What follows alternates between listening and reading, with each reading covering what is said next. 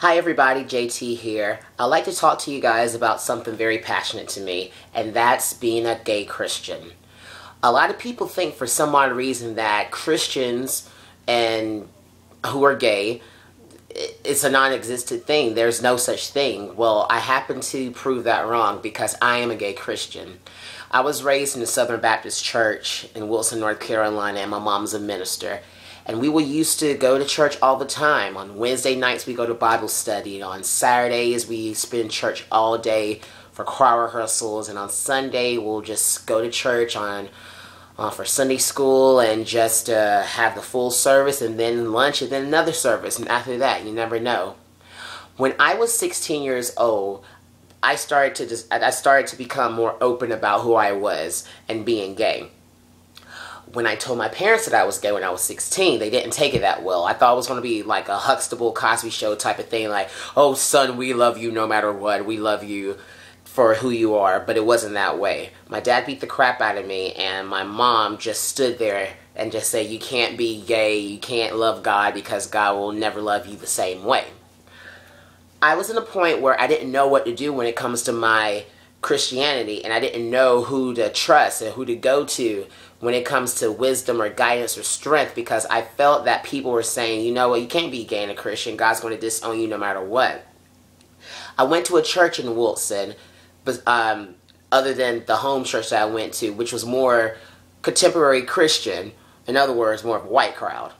Ain't nothing wrong with that. So I felt home at that church, and I felt really good, and I started to realize, hey, I can be a gay Christian. Everything is good to go.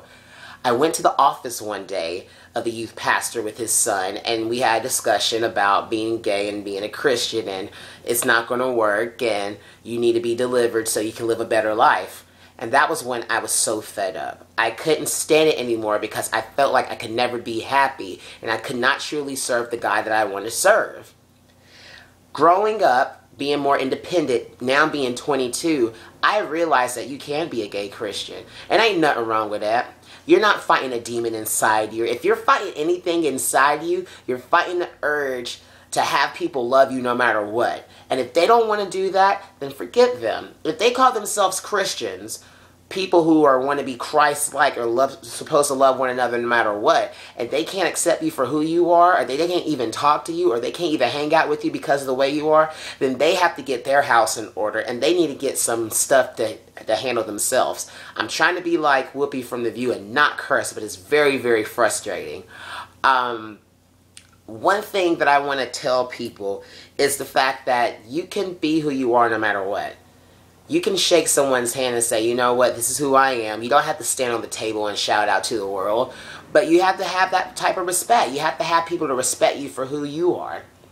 And I know I'm going to cause a lot of spark and debate, but if I were to go back to my hometown right now, and if I had a partner, if I had a boyfriend, we would go and have regular church service. We may have eyes, but I would introduce him as the love of my life. And God's children should not have a problem with that because we're all supposed to love one another. Now, speaking towards the black community here, I know tons of black Christians who claim the love of God and everything, but when it comes to not engaging or not saying that homosexuality is wrong, that's really messed up, y'all. And you know why it's messed up? How in the world can you expect the black community to stay together, and what we went through and what we still go through, whether it's discrimination when it comes to a job or interracial relationships, how in the world can you fight hate against hate? How can you be a victim and hate someone else at the same time and discriminate someone else at the same time? It's not right, and it's not okay, all right? So why don't you get your house in order and realize where you come from, all right?